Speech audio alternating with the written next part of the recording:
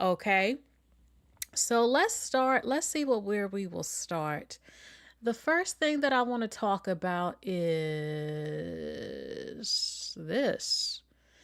This scared the crap out of me because this woman is showing her face after pregnancy.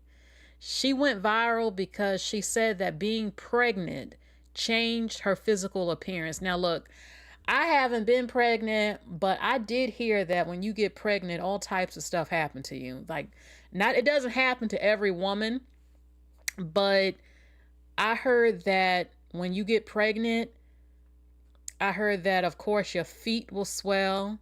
And here's the thing, I don't know if you ever go back to your regular foot size. I heard that your nose will spread. That's what happened to her. Her lips appear to get bigger too. Another woman says she grew a lot of hair. Some women lose their hair. Some of them get skin changes like rashes and stuff. I've heard that when you get pregnant, your teeth can fall out. Because the baby is taking everything. The baby is taking all your calcium. And if you don't already have a lot of calcium you're taking, I did not know this until recently because there was a woman I had saw on TikTok. She lost her teeth after she had her baby. She lost her teeth. So your teeth can fall out. Your nose spreads even wider. I don't know if after pregnancy your nose goes back to how it used to be. Your foot is no longer spreading. Child, I don't know, but having a baby is serious. This changes you. There was another woman I saw on TikTok. It was very severe. Something happened to her stomach, severe. I'm talking severe.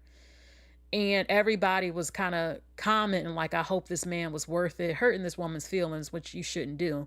But yeah, having a baby, that man better be worth it. That man better be worth almost going to the grave giving birth. That man better be worth being looking fabulous to having, looking like what happened to me. Having your foot spread out, having your teeth fall out, having your hair fall out, or growing hair on places that's crazy. Having your breasts change and all types of stuff happening to you. That man better be worth it, baby. I mean, don't get me wrong. I did hear from someone, they said you have a baby for you because the man could always leave. And if you stuck with that baby, you better have wanted that baby to love that baby. Not trying to keep a man because you want to keep a man and then he dumps you and you hate your child. No, you got to have a baby because you wanted to have that baby. Okay. Scorpio woman says, my teeth has never been the same. Girl, what happened? You see, I never heard that your teeth would fall out or like, what? I didn't hear this until later in life. I'm like, I had no idea. So what happened? Did the rows of your teeth change? Like, some getting bigger than the others? Like, what happened? Like, does this happen right after having a baby or when you are pregnant and the 9 months are coming and your teeth start changing, or once you start breastfeeding, like the baby takes all the milk out you or something and your teeth just, girl, let us know in the comments section what happened to your teeth after, I guess, having the baby. What? Amo says, yeah, a man's sperm will determine how bad your morning sickness is. Are you serious? God, it's horrible. Okay. Scorpio woman says, yeah, the baby will pull the calcium out of them. This is horrible. This is horrible, especially if you don't drink a lot of milk or so. I guess just take calcium pills because what if you can't drink milk? Like I guess taking calcium pills before, during, and after pregnancy, I guess that might help if you're even allowed to take the calcium. This is so scary. This is absolutely scary. Okay, so all right. Hopefully, she was doing her thing on the left. Hopefully she'll get back to that after she has her baby and she'll snap back. She will snap back to herself. Okay? So, The concealed mistress says take prenatal vitamins. Okay. Most definitely. Most definitely. Because this is how a lot of men want you. A lot of men will complain, but they want you in the house, barefoot, pregnant. Men say they don't want you to get your hair done. They don't want you to get your nails done. But then they'll get mad if you walking around the house looking like who did what to you. Well, you got the woman pregnant, can barely move, up there wobbling and hobbling and stuff with the baby. Don't have time to do your makeup and do your hair and stuff because you're pregnant. So don't complain. Don't complain. Okay? Now we have Val Kilmer. I'm telling you, Val Kilmer in his prime, that was a fine man. Now, he wasn't bad looking when he passed away. I'm just saying, like, Val Kilmer, rest in peace to Val Kilmer. I don't know if some of you know who he is, but he's a famous actor. He passed away. I heard that he had some sort of cancer, but he was so fine in Top Gun with Tom Cruise. Tom Cruise was fine as hell in Top Gun. Tom Cruise in Top Gun was at his prime. You know, I always hear women talk about Brad Pitt, but Brad Pitt was not bad looking in his prime. But damn it, you got Val Kilmer, you got Tom Cruise in his prime. I love me some Dylan McDermott. Dylan McDermott in his prime was something. Oh my God. And Val Kilmer in Top Gun looks so damn hot. He was so hot. So, and he was in a lot of other films, but I always remember him in Top Gun, which is a legendary film. Oh my God. Guilty Angel? You said Brad Pitt and Leo DiCaprio in his prime. Everyone was obsessed with Leo DiCaprio. I never really had it bad for Leo. I'm sorry. Like, I don't think Leo is bad looking. Like in Titanic, all the girls were going crazy over him. But I actually, what's that guy? Billy Zane. Billy Zane to me was the fine one in Titanic with that like natural eyeliner that he has. But I never, like, Leo is cute. Like when I think of Leo DiCaprio, I think of he's cute, he's handsome, he's cute. But when I think of like fine and hot, I think Dylan McDermott.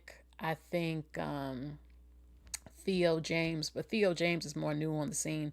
Um, Ladies love Brad Pitt. Like Brad Pitt was fine as I don't know what in what's that movie? Oh my God, Legends of the Fall. Legends of the Fall, he was fine. Legend. Oh my God, I love some Keanu Reeves in his prime. Oh my God, Keanu Reeves. But let's see. Brad Pitt is cute, but I always felt like it was between Brad Pitt and Brad Pitt and Tom Cruise. I think Tom Cruise in his prime. I guess it's a tie. It's a tie. But Tom Cruise in Top Gun was something. I'm telling you, his teeth was beautiful. His smile was beautiful. His face was beautiful. His body was beautiful. Tom Cruise is something in Top Gun to me. So, but Brad Pitt, when he's cleaned up, yeah, he was a beautiful man. So, all right. So rest in peace, though, to Val Kilmer. That was a fine man, too. A fine man and a good actor. I was shocked when I heard he passed away. I couldn't believe it. So I just wanted to let y'all know if y'all know about who Val Kilmer is. Okay, now we have, this is just, look, there was just 2 more plane crashes. There was a plane crash, I think, today, another one in a helicopter. There was another one yesterday. And before that, this guy, he was a CEO, and people think it's a conspiracy because he was really rich. And his family, his children, his wife, his children, they all passed away. The plane went down. I mean, and I want to know what's going on. Something's going on. I have never seen so many plane crashes. Yes, Jean-Claude Van Damme is fine, but I heard that he beats women. I heard that Jean-Claude Van Damme put hands on women like a decade ago. I was hearing that. And I don't know. But something is wrong with these plane crashes. Seriously, like, it doesn't make any sense. Like every single day in the news, a plane has crashed. Now it's the helicopters. I don't know what is going on. They showed a picture of the pilot. The pilot, he loved to fly. He was just flying the plane. I heard this was one of those planes where you get to sightsee. Like they show you around New York in the plane. And I saw this on film, the plane falling down into the water. And that's just a horrible way to go. And I said before, I think something's wrong with the infrastructure. Something they haven't. I don't know if these old planes are these old planes that haven't been updated. Something's going on. I don't know what it is, but I don't feel safe. I don't feel safe, Ari, going on a plane. Not with all these planes crashing every single day. Absolutely not. And I'm sure most people, you never think it's going to be you. You never think it's going to be you. Even though you see it on the news every single day that a plane crash, you think, well, it's not going to happen to me. I'm safe. I'm safe. This will be different. And that, to drown like that is absolutely horrible. Horrible. So, you know, rest in peace to them. But right after this happened, another plane went down. And today, another helicopter went down. So, and no one's questioning it. On the news, they just report it, but no one's saying what in the hell is going on. We've never seen nothing like this. So, horrible. Now we have Onijah Robinson. Everybody thought that she might have been murked. She disappeared.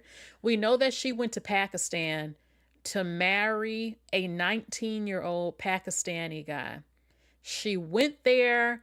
Allegedly, the family said that she catfished him, that she had pretended to be a white woman, and when they saw her, she was not a white woman. Allegedly, that's what they said. And she was stranded in Pakistan, and she became famous in Pakistan. And she's a Black American woman. How often do you see a Black American woman in Pakistan? The Pakistani people loved her, even though, I'm going to say it, she is not mentally all the way there. That woman acts like something is wrong with her. I don't know how she was able to even get a plane ticket, how she was able to mentally function. She has children already here in the United States. I don't know how she's managing to live life, because what I've seen with her, she seems to be mentally deranged, or something's wrong with her in her head. She went to Pakistan. They welcomed her. They kept her safe. They fed her. She was making demands, being aggressive to some of the people there, the way she was speaking, like, you gonna give me land, don't come close to me. I don't know. Then she ended up in Dubai. They were taking pictures of her. And then she threatened to cut a man on his head or something, which you can never do in Dubai. I wasn't shocked when they arrested her. They detained her. People didn't hear anything. They didn't know if she was in jail, if she had been murked.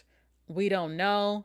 But thankfully she wasn't. And she returned back to New York City, where she is famous. She is still famous. And she is married now to the 19-year-old, from what I hear. Let's just see a little bit more. Yeah, just put the first. Hey. Move over, John. Yeah. You see what I'm saying? Like, something's wrong with her mentally. I'm sorry. Something is. Get the grill. Gangster. Get the grill face. Ah! That's good. Respect for the law. Also, I'm not trying to be mean, but I'm just telling you what I observe. I'm tired of her putting her finger to her nose like she's smelling something funky or stink. Yeah, y'all know you putting your finger to your nose like that, like you smell something stink. She's saying respect to the law, respect to the law, because she's probably fake Muslim. Y'all know how that goes here. But, So let's see.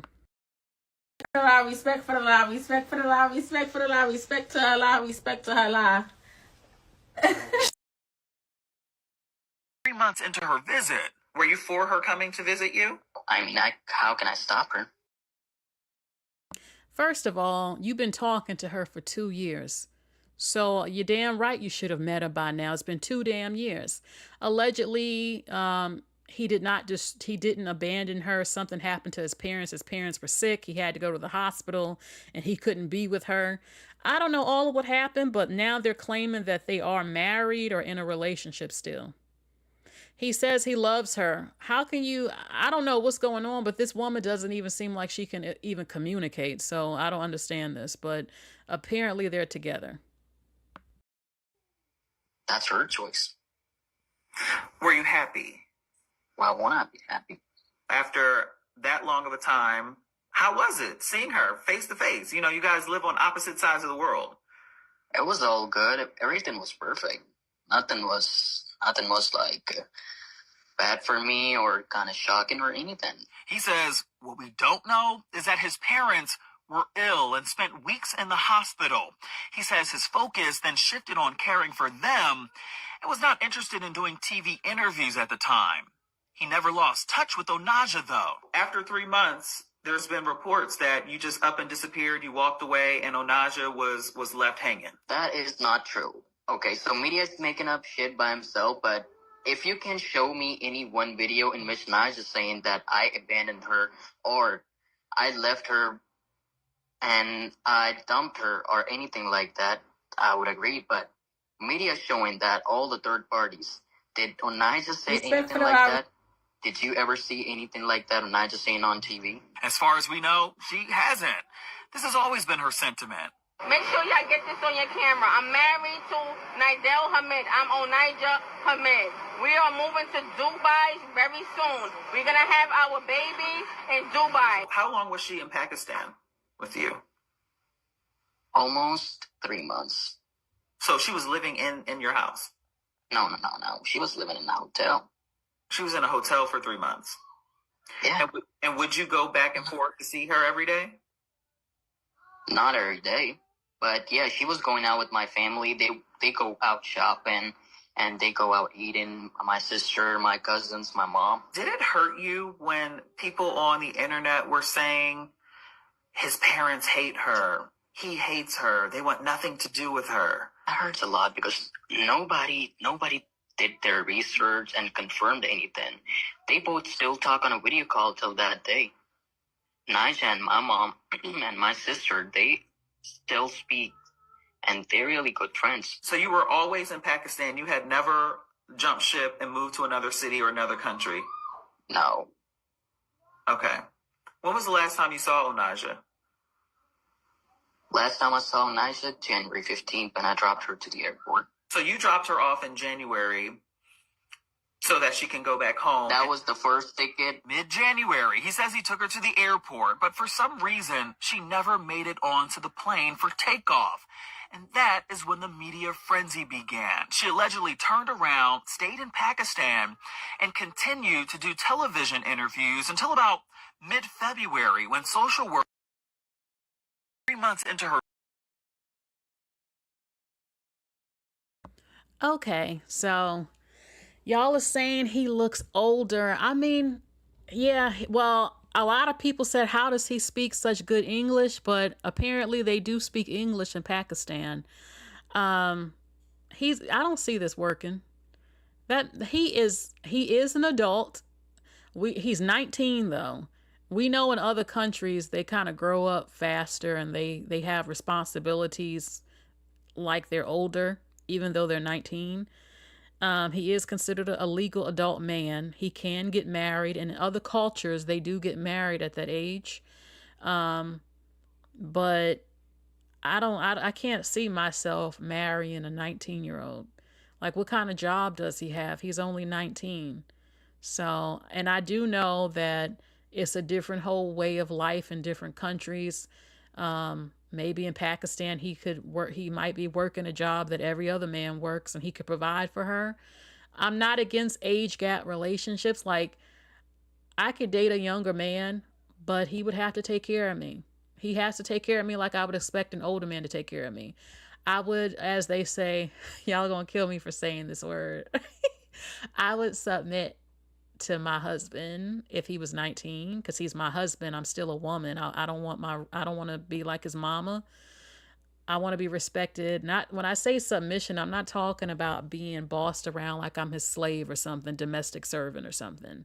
Y'all know what I mean. Like, he's my man. He's my man, you know? So, I don't know how they met. I would be scared though to go all the way to a different country to a man that I don't know.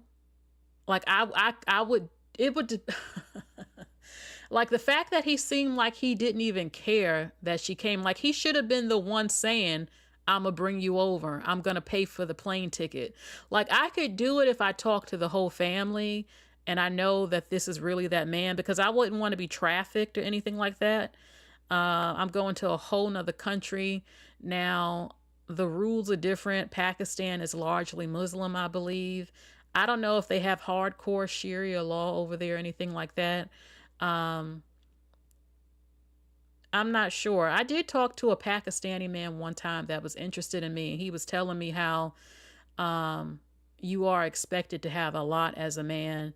You know, you got to have your car at a certain point, and how expensive it is and stuff like that. And he got really offended at the thought of being compared to an Indian, like, because India and Pakistan is not very far away.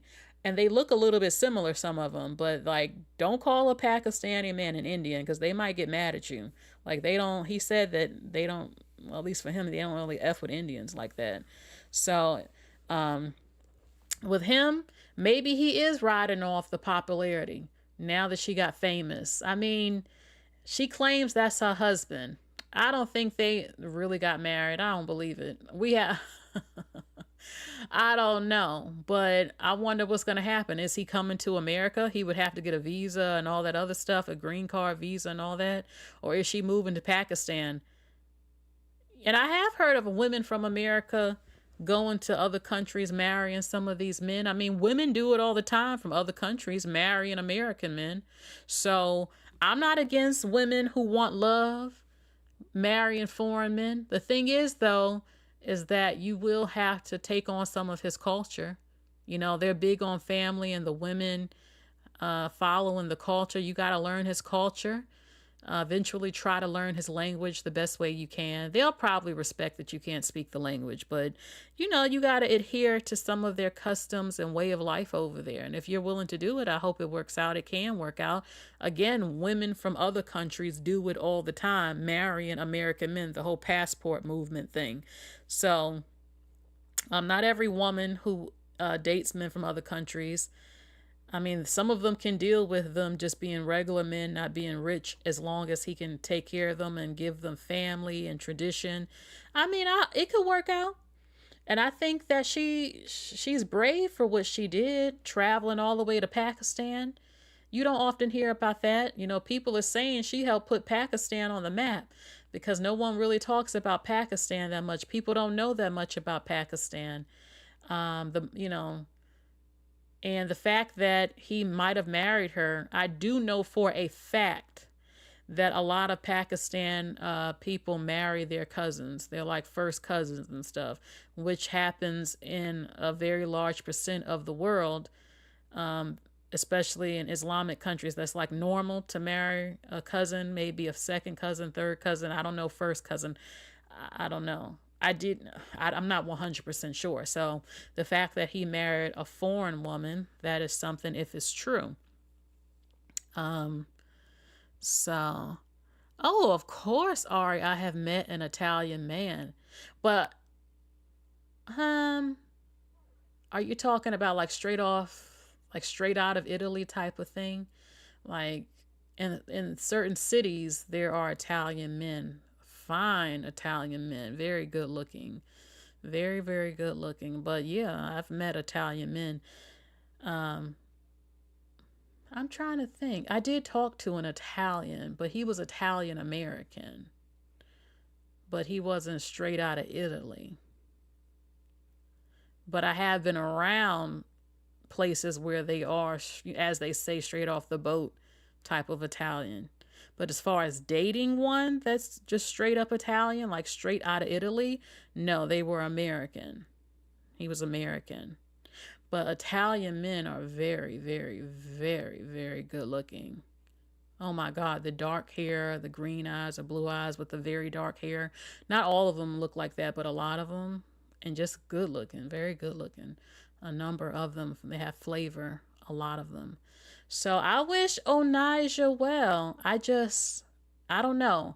Watching her on video, she just doesn't seem like she's mentally there. Like something wrong. I don't know. But apparently it's not that bad. She's been able to survive and live life and go get her hair done and have kids and stuff. I don't know. So I'm just curious to know where she met him at. And I'm not against across the seas type of love. You know, I've had a crush on a man who lives across the sea. It's just, you just have to be so careful, especially going to meet them, because it's just dangerous out here. It's dangerous out here. You don't know if they're really who they say they are. You don't know if they might try to traffic you. You don't know if you'll get along with the family because they got a problem that you're American. You don't know how to use their money system. It's just, you know, the laws. You got to research the laws about the laws for women in any country that you go to that's not America. So hopefully she's okay. All right, so let's go to the next video. Let's see what this woman's saying. Have you ever befriended a woman where the friendship started off with her saying to you, you know, when I first met you, I didn't really like you, but after I got to know you a bit, yeah, I'm really happy that we became friends. I'm here to tell you that she still doesn't like you. I'm here to tell you that she revels every time something bad happens to you, or is waiting for something bad to happen to you so that she can feel happy. Have your eyes open, people. That dislike that she had for you, that dislike that she brought into the friendship to start it off with, it never really goes away. What do y'all think? Leave a heart if you agree. You know what?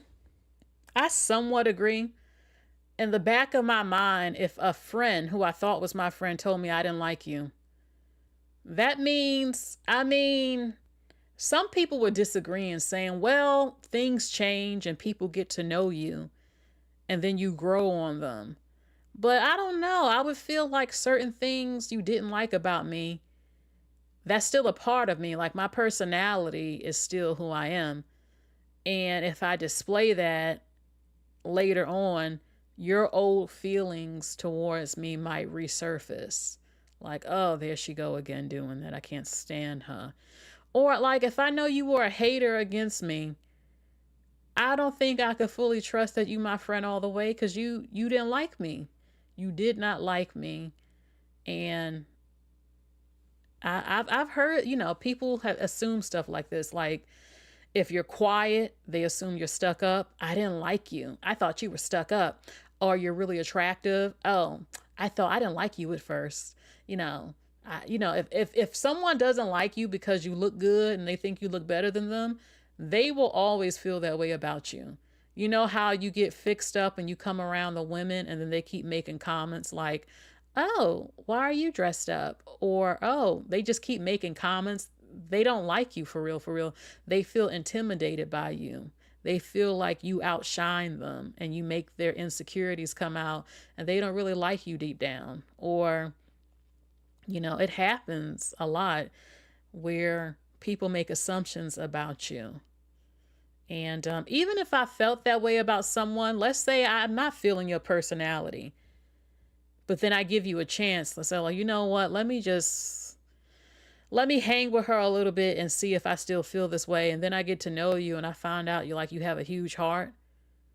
Then yeah, maybe I might change how I feel about you, but I would never tell you I didn't like you, because that's uncomfortable.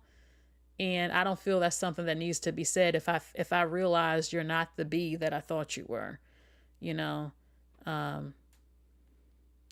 Guilty Angel says women also neg other women. Yeah. AH says, what a male identified message. It's negging. I would be cautious.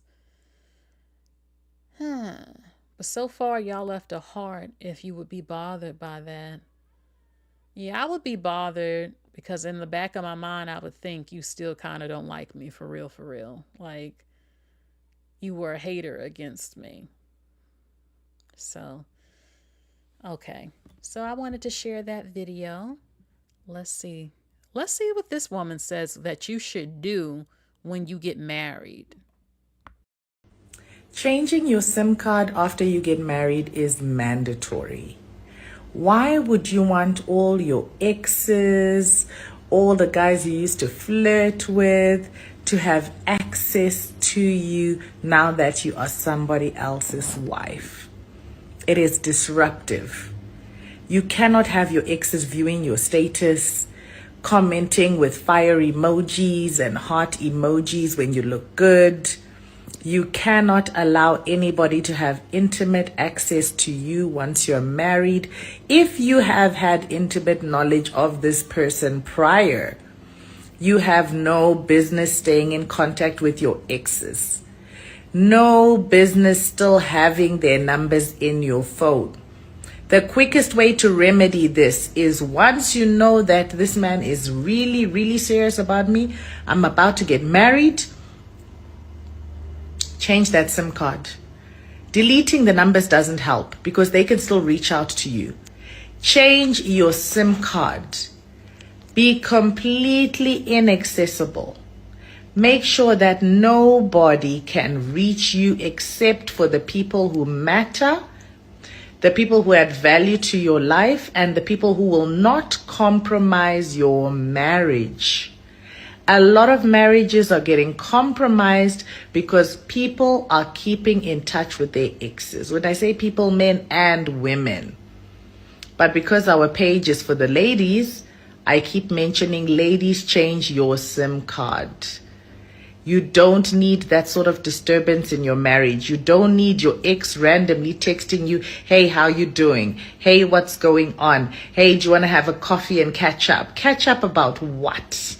Huh? Once you are married, the only person who's allowed to flirt with you, have full access to you, is your husband.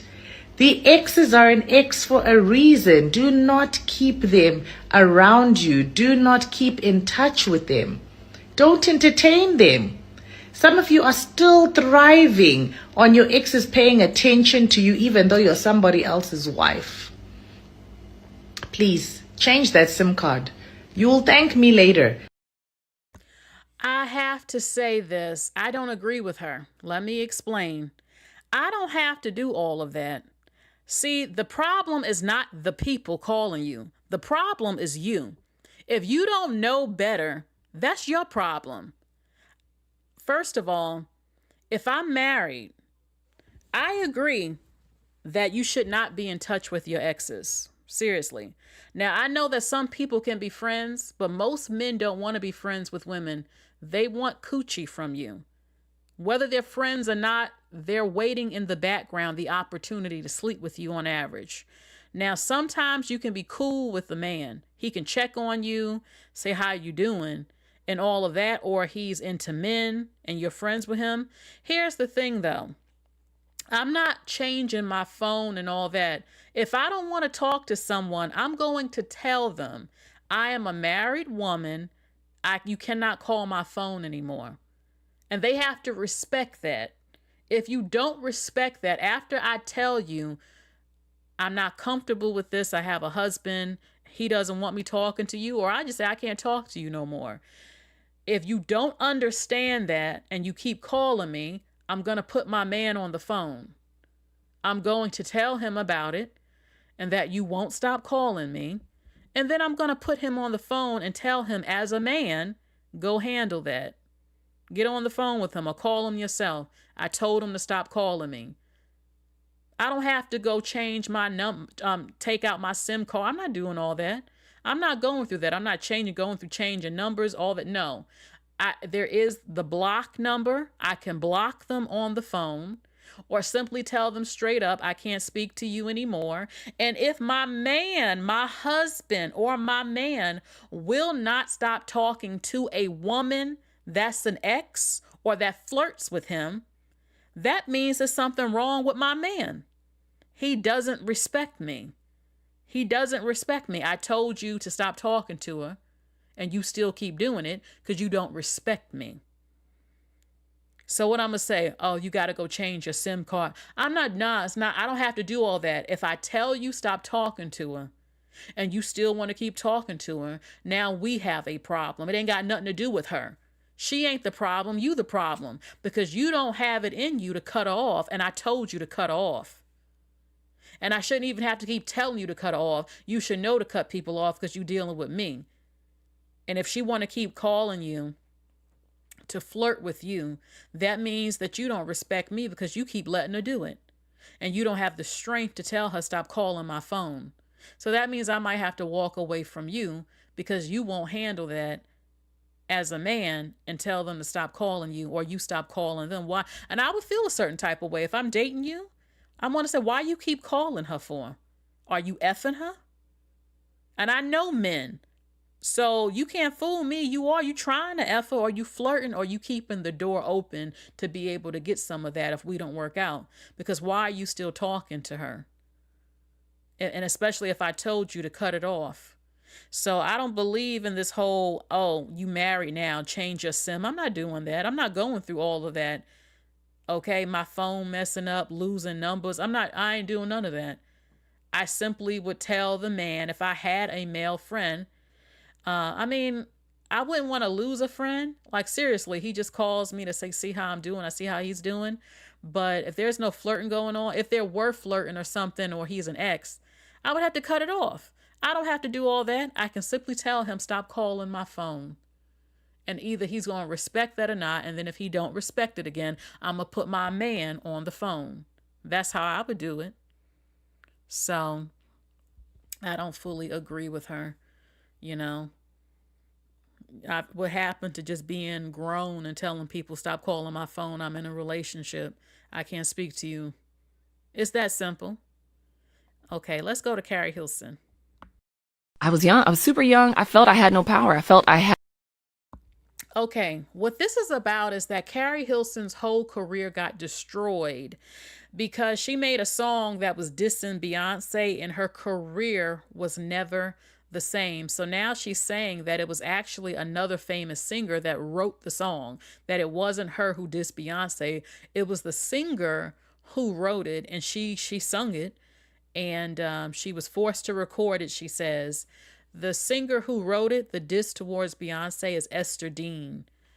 All right. I was young. I was super young. I felt I had no power. I felt I had no choice. But I did record my version, which had nothing like that in it. It was on subject. The song is about men. And it leaked like days after I did it, but he promised me that wouldn't happen. So it leaked. And that was that. And I protected him. I protected the girl that wrote it, who went on to become famous. I protected everyone in the story. So I had to eat that. And I am still eating it to this day. But that is definitely a regret of not fighting even stronger. But and to not stand up for myself. That was the shame that I wore, was like, I should have fought harder. I should have fought harder. I should never have done it. I should never have recorded that. I should have outed them well before now. I should have, you know what I mean? And I still am protecting the writer because I feel like she might have been doing what she was told to do. I hope that.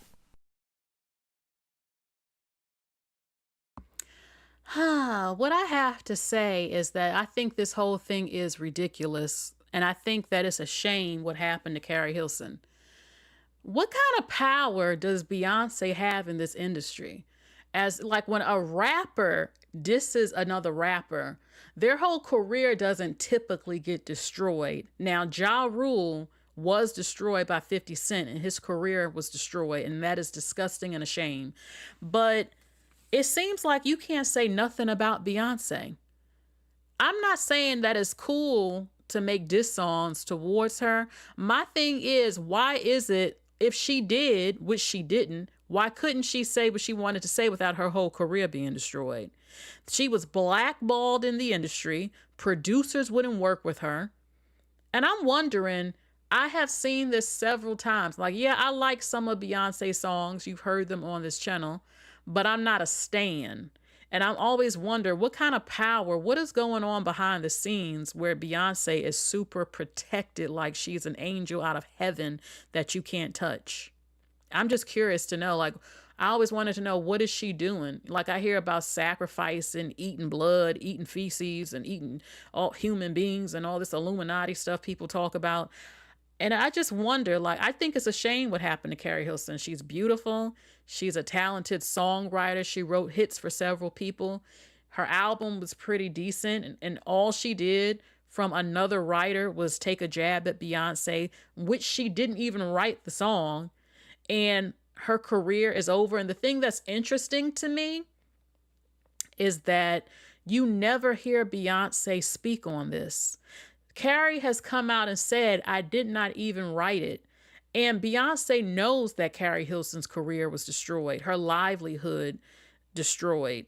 I wonder why Beyonce hasn't come out and said, she knows the power that she has. Why doesn't she come out and say, Keri, I forgive you. I forgive the whole thing. Your music is amazing. Come on, everybody. Let's listen to some Keri Hilson or collaborate with Keri Hilson. She ain't saying nothing because she don't care. She don't care that Keri Hilson's career got destroyed because Beyonce wants to be the number one singer in the whole country and the whole world. Now, like I said, do I like some of her stuff? I love some of her old stuff with Destiny's Child when she had more actual R&B and somewhat pop songs. Crazy in Love is okay. You've seen the commercial. Like I said, you see some of her songs on here being played, but I'm not a stan. There is a difference. I'm not like obsessed where I will defend every single thing. I just wonder why she won't publicly say something to Keri so that this whole thing they're doing to her stops, this blackballing and all this other stuff. And I don't know, maybe people felt threatened because Keri Hilson could have been a star. Like I said, she's beautiful. She's talented.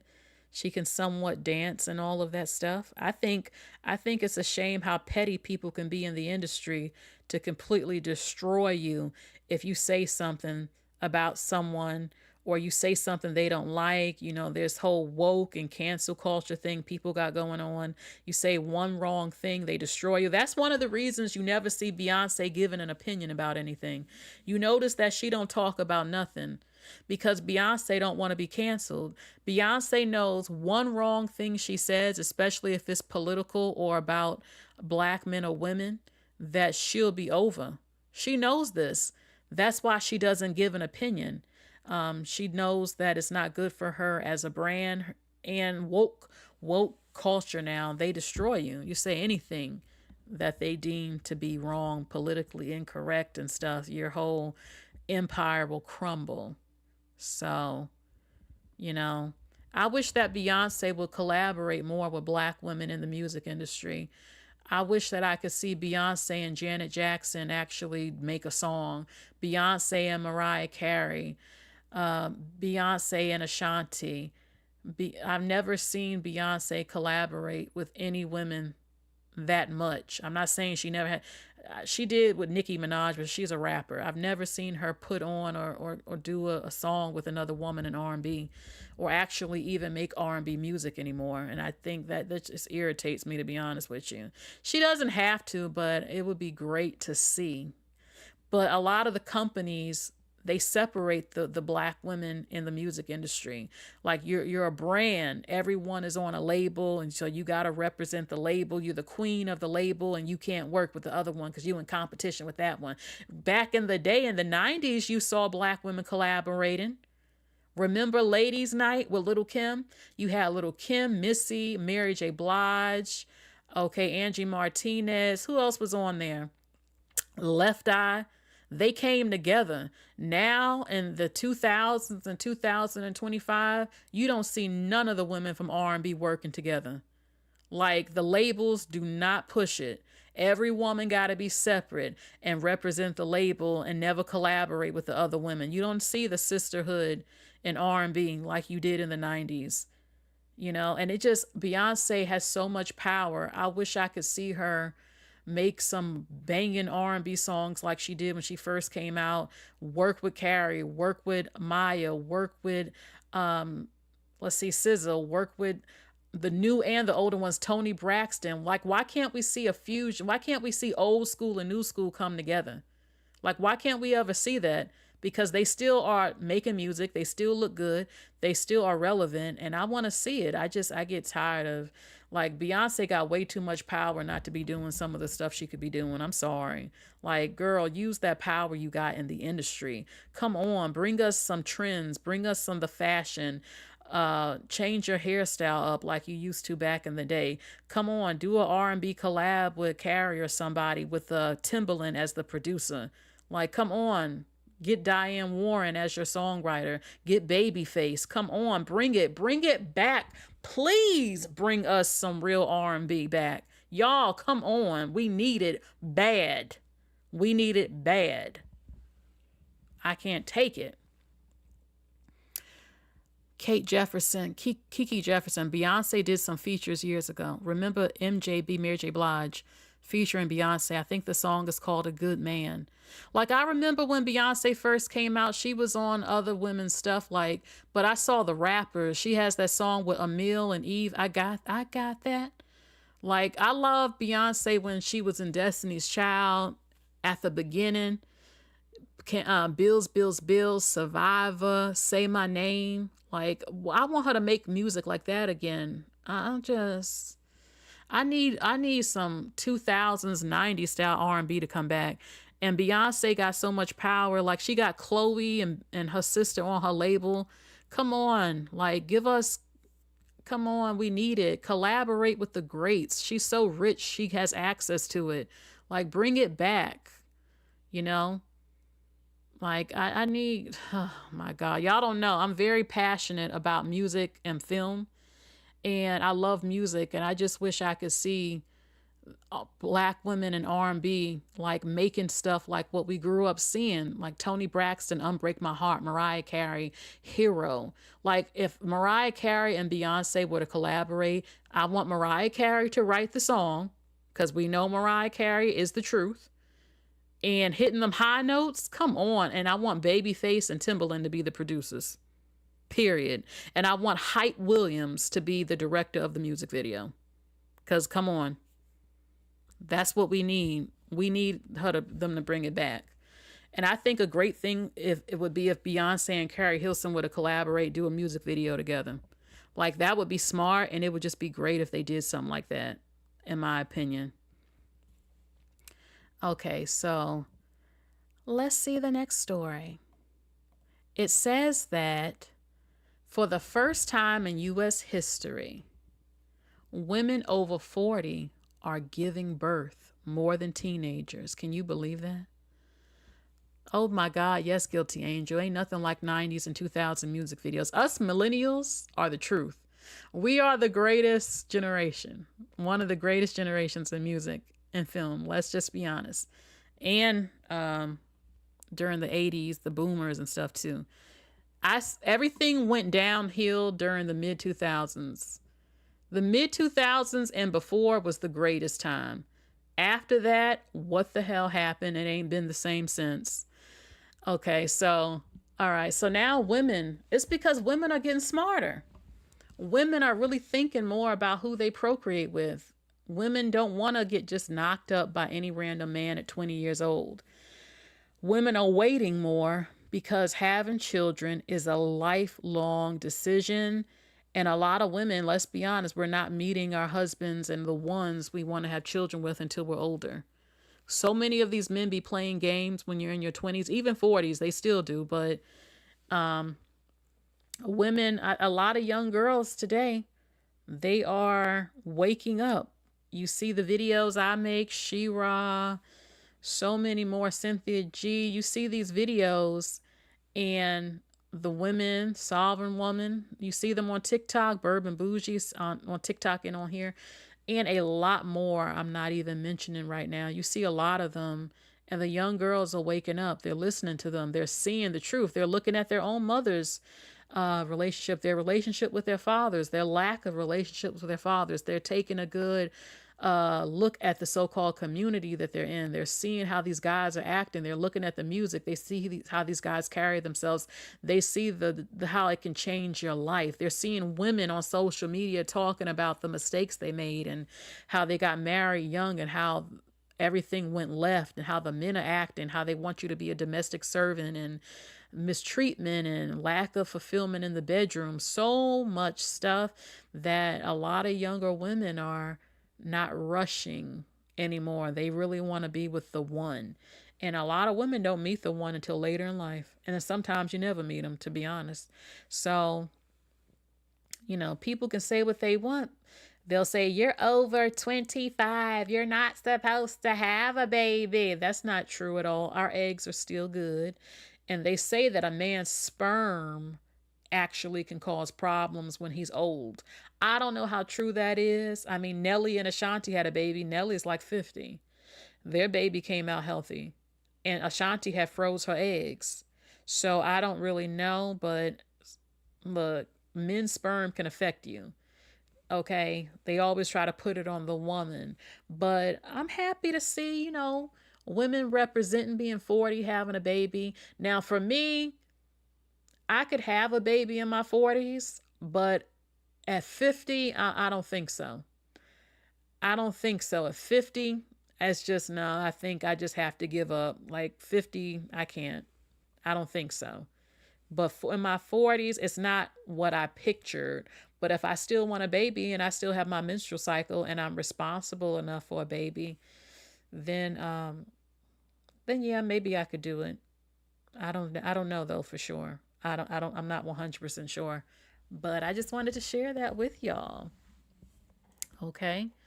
Now let's see. Halle Berry. Halle Berry. That song. Halle Berry won her Oscar. I actually stayed up that night to witness this. And I saw Halle Berry win. I saw her speech. It was historic. We know that Dorothy Dandridge, the legendary Dorothy Dandridge, she was the first Black woman nominated for Best Actress. Dorothy Dandridge, if Halle Berry said that the Oscars is not designed for Black women, so we have to stop coveting them. This is interesting for her to say this because the Oscars was everything to Halle. But she often says that the fact that a Black woman hasn't won Best Actress since her, it bothers her. I'm trying to think of what Black woman has made a film that should have won her Best Actress since Halle. Because you don't often see Black women in Hollywood that much on the major films, blockbuster, big films. I feel that Halle Berry should have won an Oscar for Dorothy Dandridge. I feel like Monsters Ball. I'm sorry if Halle ever sees this. Please don't be mad, but I'm not the only one who feels this way. Monsters Ball, what? That movie was horrible. And it's not because she was getting F'd by Billy Bob Thornton. It's just, it wasn't an Oscar. It just wasn't. But they gave it to her. I was happy she got one, but I felt like she should have got it for Dorothy Dandridge. Angela Bassett should have won an Oscar. I think Angela Bassett should have won for What's Love Got to Do with It was an Oscar film. I think she should have won for in Malcolm X, even though Denzel should have won Best Actor for Malcolm X. Angela Bassett was phenomenal in that. Every movie I've seen Angela Bassett in, I didn't feel like Wakanda was really an Oscar film. I didn't even like it that much, to be honest with you. It was okay. I've seen Angela Bassett in way better films that should have gotten an Oscar. There have been a lot of films that are from back in the day that I felt should have won an Oscar. Compared to today, I don't see that many films with I don't even see that many Black women on TV and films that much in the movie theater. The movie industry is nothing like what it used to be since COVID. Do the Right Thing should have won an Oscar.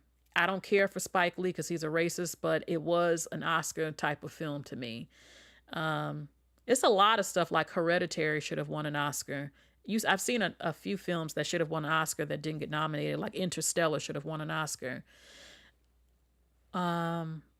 Set It Off was amazing. Set It Off was amazing. Yeah, I see Viola Davis, but she's like the only black actress that you really see like out like that. We have older actresses. Jada Pinkett, she don't make nothing no more like she used to. And there really aren't any films that you hear about. But Halle says, and there will be people. Hold on, let me get a picture. I like to have a picture up. It was painful for Halle to say this. I'm telling you, Halle, it's hard for her to have to say this, what she's saying, because she knows the weight. She knows the weight she carries. She knows the impact that she has. She knows it. Being the first. I'm like, hold on for a second. I'm trying to get a picture. I always try to get a little picture up. Sorry, y'all, I wasn't fully prepared. Okay, give me a quick little second. I'm looking in the comment section. I will be reading what y'all are saying. I might not have a picture. We shall see. Well, let me go up. I think I have one picture of Halle Berry while I'm talking. But this is not easy for Halle to have to say this because she thought things would change. She thought things would change. And there will even be people. I've noticed that when Halle Berry talks about being a black actress, people will be in the comment section saying, oh, well, you're not black, you're half white. She doesn't live her life that way. You really think, baby, just because you are half white doesn't mean everybody can tell that automatically. Like, don't get me wrong, people can tell, they'll look at you and they might think you're mixed or ask you if you mix with something. But overall, when you are in a racist environment, you're still seen as black. You still get casted as black or colored.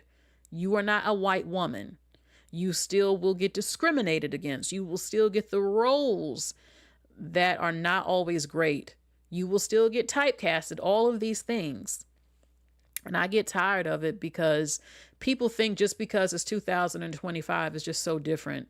My grandma was a half white woman. She didn't get seen as a white woman. You still go through racism, especially back in the day. And Halle has gone through it. Halle has gone through it. Now, she has said that she didn't always get certain roles because she was very attractive and they didn't think she could play a role because they thought she didn't look bad enough to play a bum or a crackhead. But she was in BAPS. We know her role in BAPS.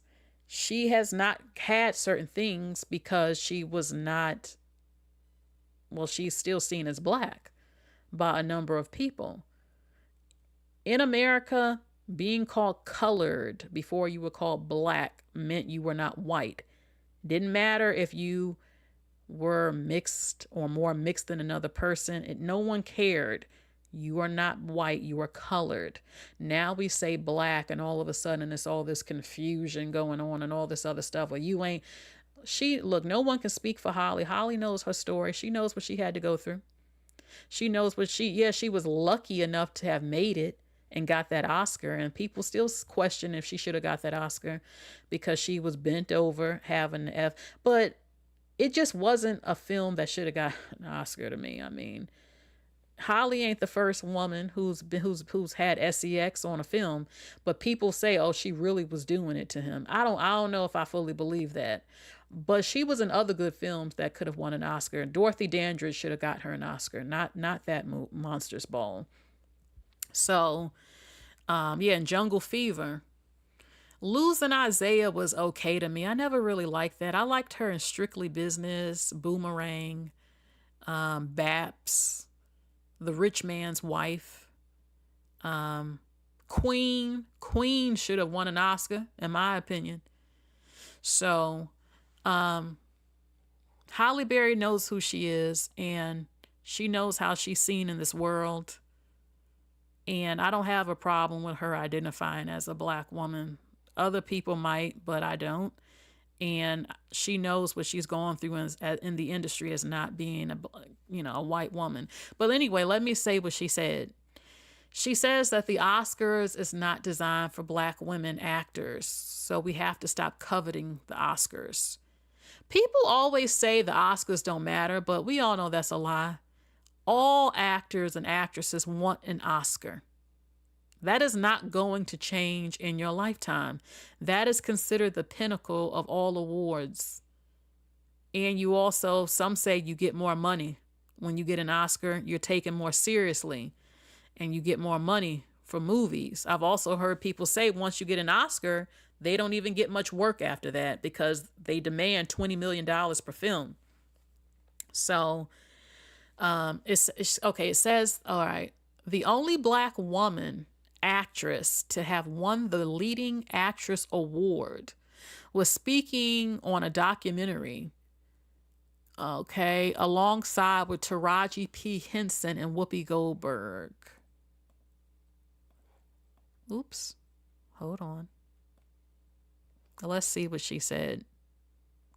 Halle Berry says she now believes her historic Oscar win in 2002 for Monsters Ball was an anomaly, and that fellow black women should therefore stop coveting the Academy Awards. She's only saying this because she believes a black woman will never get this award in a very long time. I'll save my opinion. Okay, hold on. Halle Berry, now 58, is the only black woman to have won the leading actress award at the Oscars, nearly in its 100-year history. Cynthia Erivo's nomination for Wicked this year marks the first time a woman of color has been nominated for the leading actress Oscar award more than once. Yeah, I kind of could have seen Cynthia winning the Oscar. You know, I thought she would have won because it was the biggest film in the country of the year. That was kind of crazy. They did that to her. Okay. She was previously nominated for Harriet. Only 15 black women have ever been in contention for the prize. Speaking on an upcoming documentary, number 1 on Call Sheet, Halle Berry said that the 23 years since her victory, damn, that was 23 years ago? I remember that like it was yesterday watching it. Okay, she says that it has forced me to ask myself, did it matter? Did it really change anything for women of color, for my sisters, for our journey? She should still feel proud that she got the award. Okay. She says the system is not really designed for us, and so we have to stop coveting that which is not for us, because at the end of the day, it's how do we touch the lives of people? That's fundamentally is what art is for. The documentary also features Taraji P. Henson and Whoopi Goldberg expressing amazement over the death of leading actress winners and nominees. She says, "Wait a minute, none of us were good enough?" Goldberg asked. "Nobody? All of these people and nobody? What are we missing here?" This is the conversation people have every year. Whoopi Goldberg won Best Supporting Actress at the Oscars in 1990 for Ghost. Oh yeah, Ghost was amazing. 11 black women have now been given that award. So 11 black women have won for Supporting Actress, but not Best Actress. Okay. Lastly, it says, let's see. I don't think the industry really sees us as leading ladies, says Taraji P. Henson. They give us supporting actress awards like they give out candy canes, but that's just it. I don't know what to do with that because what are you saying to me? Now, I do feel like Taraji P. Henson is one of the greatest actresses. I don't have to call her a black actress. She's an actress. She is one of the greatest actresses in our country. I think that Taraji P. Henson should have, well, I don't know if she's won an Oscar, but I feel she definitely is an Oscar-worthy actress. And Halle Berry, believe me, I don't believe in her soul she wants to tell black women just give up the dream of getting an Oscar. But I think she's just seen year after year no black woman win, that she's like, the hell with it. It's not really, it was a miracle sort of thing that I won. It's not something that will happen all the time. And, you know, I don't really watch a lot of films like I used to. I am a big movie person. I have noticed again that the movie industry is nothing like what it used to be. I remember when going to the movies was everything, and films really touched you. I mean, I can't think of anything. Everything is on Netflix. Everything is on Netflix and these streaming things, and a lot of black women in films, the films always get, they say it's a black film, it's a black movie. And like, why does it, not all of them are black movies, they're just movies. And the characters or the actors happen to be black. And I feel like, why can't anyone see them as just human? You know, relate to the story. Can you relate to the story? Can you relate to the characters? But I can't really think of any films lately that black women have been in that I think could win an Oscar, except for Cynthia for Wicked. Yeah, I could have totally seen her winning an Oscar because, again, that was literally one of the biggest films in the entire country of the year. So it would have made sense for her to have won. And I heard she did a really good job. So I don't think that black women should give up, but I guess she's saying just let it out. Don't put it in your mind that you have to win. Just make good film, and that's what matters. You know, it's not the end of everything if you don't get the Oscar. But I know it feels horrible to not be recognized like by the industry for your work and the amazing films that you make. Look, it doesn't just happen to black women either. Like I've said, I've seen some films that I can't believe did not win an Oscar, like Hereditary, Children of Men, Interstellar. I can't even believe Al Pacino did not win for The Godfather. I can't believe it. I can't believe that one. So, but it's even harder for black women in the industry. Again, they get supporting actress, but not the best actress. And she's saying a lot.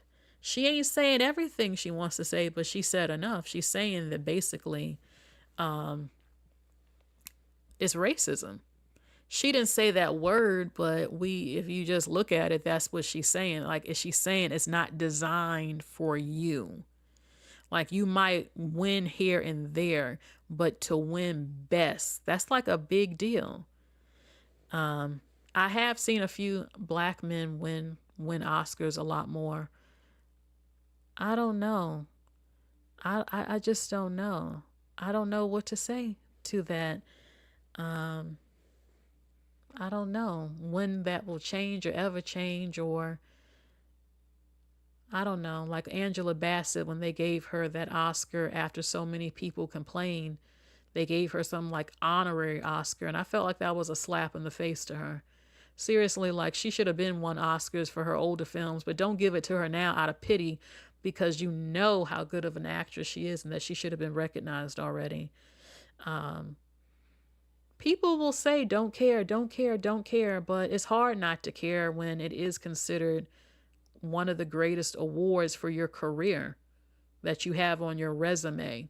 It's not just about ego and validation. It's also, this is on your resume. You're taken extremely serious when you have that under your resume as an actor or an actress. So, I did hear that there's like other types of awards similar to the Oscars. I I mean, you can still use the Oscars to help you get fixed up, end up on the best dressed list, get talked about a lot, and then get more roles. And I mean, but it's like, what will it take for a black woman to win again? And some people feel, again, it took Halle doing that film and having Billy Bob's character was this stank looking kind of racist white man who fell in love with her, and she had to scream, "Make me feel good, make me feel good, make me feel good." She had to say that while he was effing her from behind. And it's like, look, I've seen sex scenes in films, so, and I don't care about interracial sex. I don't, but some people felt like, why did it take that? Just like Denzel Washington. Why did he get an Oscar for Training Day? It was a good film, but it wasn't an Oscar film to me. Denzel Washington should have won for Malcolm X and so many other films that he's done.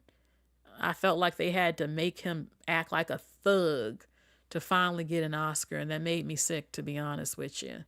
So, I feel like the Oscars miss a lot of films, though, that should win an Oscar, period. Like, a lot of people don't even take the Oscars seriously no more because they pass up so many good films. So, But Halle Berry is still one of our treasured actresses in all of America. And she's made amazing films. I hope she still makes more films. Because, again, they say it's an Oscar curse. They say that once you win an Oscar, they don't get much work anymore. And I feel like you should just act because you love acting too. Like, yeah, get paid well, but just do films. Have fun. You're rich. You got your awards. Just have some fun and do different types of roles. Do stuff people don't expect you to do. Just have fun with the art of it all, So, thank you, Fire Spawn. So let's go to the next. I think this is the last story. One of the last stories. I think I got 2 more stories to show you. Okay, I want to know your opinion about J.D. Vance. J.D. Vance, our vice president, had the audacity. He had the audacity to call Chinese people peasants. China, where we get all of our goods for, he called them peasants. We borrow money from Chinese peasants to buy the things those Chinese peasants manufacture. Did he just call me a peasant? Anyways, time to enjoy my daily peasant meal and milk tea. Life is hard. Mr. Vance, you called Chinese people peasants. Let me tell you what that word means to us. In China, a peasant is someone who works the land with their hands, feeds a family through hard work, and lives with values like honesty, loyalty, and kindness. Maybe we didn't have a chance to go to top schools, but don't confuse lack of opportunity with lack of intelligence. Because when we do get the chance, we become the ones building your AI chips in Silicon Valley, leading global tech companies and pushing the edge of innovation. While you are busy labeling us, we are busy building high-speed trains, world-leading 5G networks, and space programs that make headlines around the world. You used an outdated word with an outdated mindset to describe a country you clearly don't understand. And here's the twist. The peasants you mock, they are also one of your biggest creditors. China holds a big chunk of US debt, so yeah, the peasants you took down too, you actually owe them. So the next time before you speak, ask yourself this. What kind of leader mocks people for being hardworking and honest? Isn't that more of a reflection on you than on them? In our culture, peasant means roots, the strong roots that hold up a nation reaching for the stars. Okay, I hope you could hear everything that he said. Basically, he's saying, How in the world are you going to call us peasants and we make everything? We make the chips that you need for your phone. We make the phone. We make the trains. We make everything. So who are you to call us peasants? And I agree with him. Look, it's getting real serious out here. It's getting serious, and it's not going to look good for us. We might go into poverty like we've never seen before if these tariff stuff happens, because we depend on China for damn near everything. Everything. Everything. Every time you go to the store, the packaging came from China. The shipping, everything comes from China. So if y'all think this is a game, y'all are wrong as I don't know what. Hold on for a second. So he's like, you can call us a peasant, but baby, we are the ones making railroads and trains and the phones and all your electronics. You need us. Okay. And that is it a lie? So it says that China has slapped a 125% tariff on U.S. goods. Could this be the beginning of the end? I pray to God, Lord, don't let this happen. Please, God, don't let this happen. Lord, don't let this happen to this country. Okay. Temu, Shein, AliExpress, so much. You will see the prices go up so high. It's going to destroy everything. The influencers, they said that hair extensions and weaves is going to go up by 100%. But baby, Chinese people just don't make wigs and hair weaves. They make the hair products, the conditioners, the lock gel. All that stuff is from China. Can you imagine having to pay $40 for lock gel and all types of stuff? Seriously, the clothes from Shein, everybody's buying from Shein. The influencers who promote the products, the wigs, the jewelry, who make money when you use their coupon codes in their videos, the influencers all over here on YouTube, what do you think is going to happen to them when the wig is $1,000 now that used to cost $300? They're not going to be able to sell those that like they used to, and they're not going to be making money. The people who sell jewelry, who are buying it from China at a cheap price and sell it here in America, if the prices quadruple, then they would have to raise their prices on the jewelry, and Americans are poor and can't afford to buy the jewelry. So a lot of small businesses and influencers are going to be destroyed.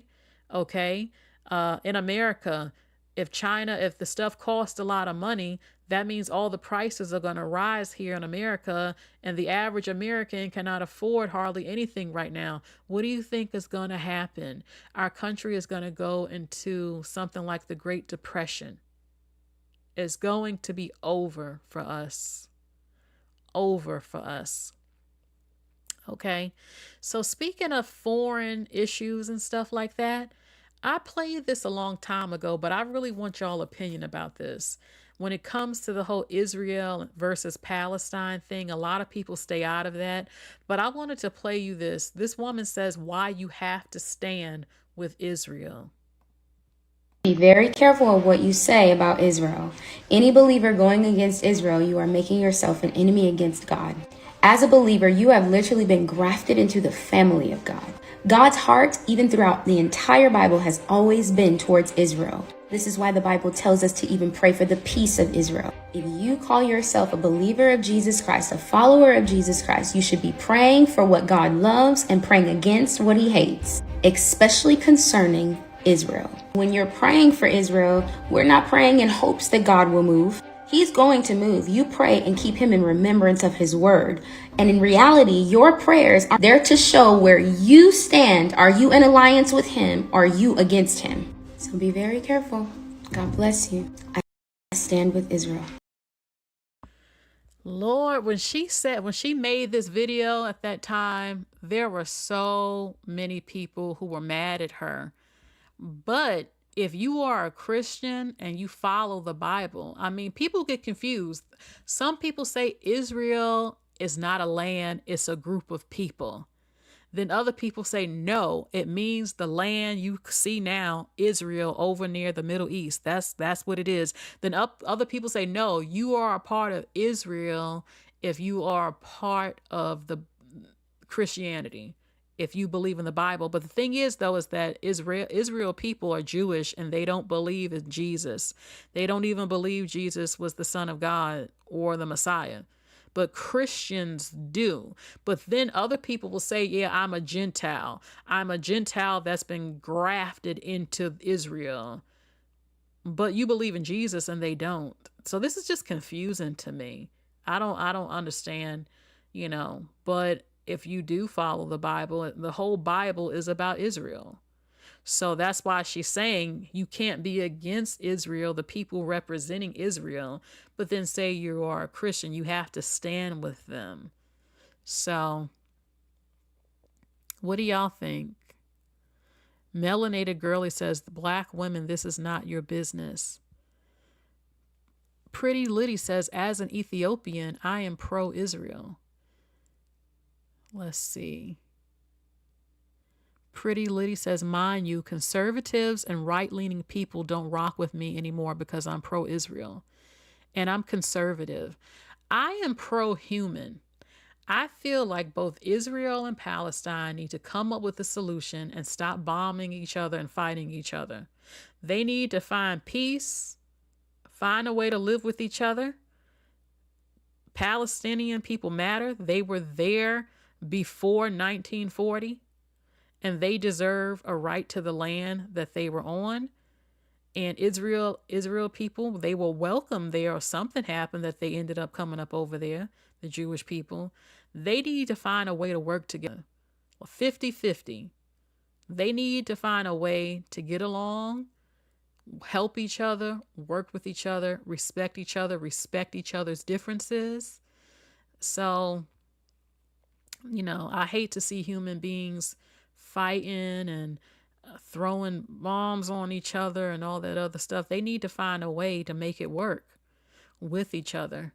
So, I mean, people will say they stand, look, I'm not for murking children with weapons and all that stuff. I'm not supporting that anywhere on the planet. I'm not getting involved in any religious wars. That's why I have not picked a religion. I am a human being. My religion is being human and being a human being and being a good human being. I don't have to have a religious label to be that.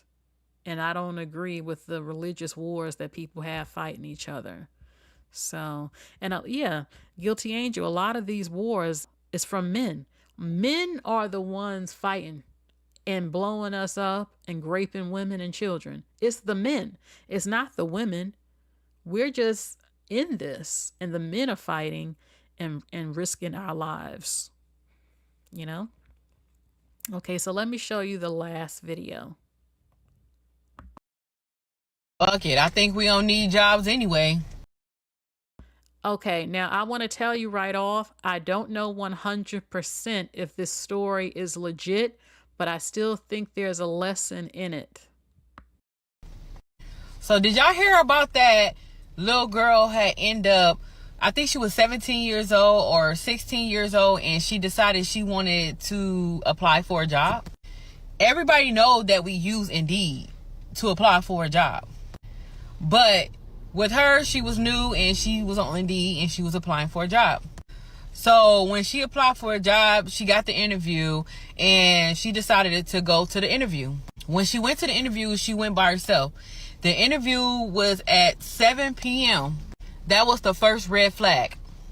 Then, not only that, the interview was at a warehouse where everything was distant from each other. So when she took the Uber, it was dark and it was like buildings distance from each other. When she get there, after everything was distance from each other, she had an interview with the lady at the front desk, and then the lady had sent her to the back to interview with someone else. When she had went back there, she had ended up not coming back out. So she, to this day, nobody can't find her. Now, if y'all have interviews, please be mindful of these jobs out here actually sitting up here abducting people through interviews. 17 people came up missing in Atlanta for the same exact thing. My first thought was, why isn't something like this on the national news? If 17 people go missing after a job interview, you already know what happened. They've been trafficked. And this is very, very possible. I have been hearing for a while that Indeed, Indeed used to be everything. I've been hearing for a while that there's a lot of scammers now on Indeed. That's the job website where you find a lot of jobs. You got to be so careful. Atlanta is one of the top trafficking places. So you got to be so careful. I don't know if this story is true, but I want to just say, first of all, you never, ever go on an interview when it's nighttime. That is not normal. You never go to an interview at night. Interviews are not at night, not typically. Also, warehouses, absolutely not.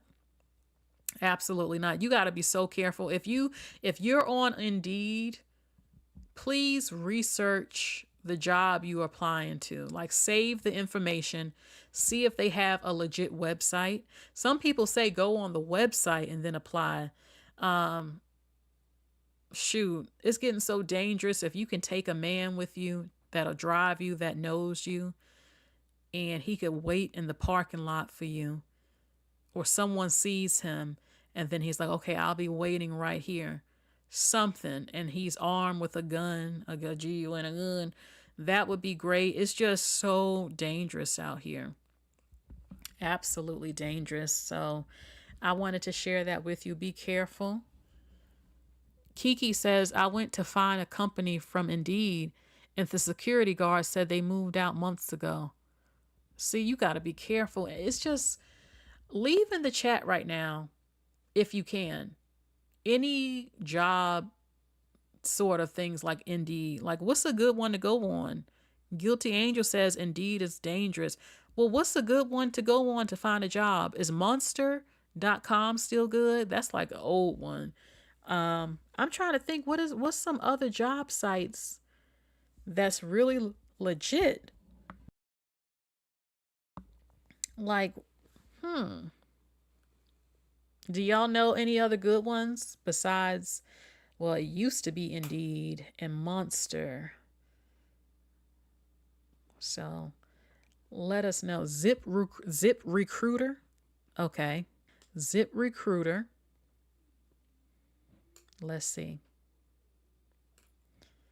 All right. So, all right. Zip Recruiter. So that is it for today's video. Melanated Girlie says Indeed will post old jobs that expired and the employer won't remember to remove it. Horrible. Absolutely horrible. Horrible. So that's it. Dice used to be good, but it no longer works for me.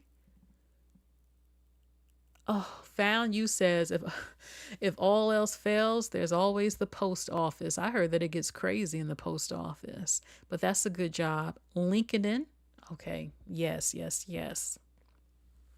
Okay. Ooh. Bridget says, tell young people to ignore the job signs on the side of the road too. It's just so scary. To some damn nightmare. With so much I see on the news every single day, it's craziness. The stuff I see on the news every day is pure craziness. You know, when I was little, I saw stuff, but Lord, like, it's increased so much. The craziness, the scams, the traffic, just craziness. You have to be so careful. Okay.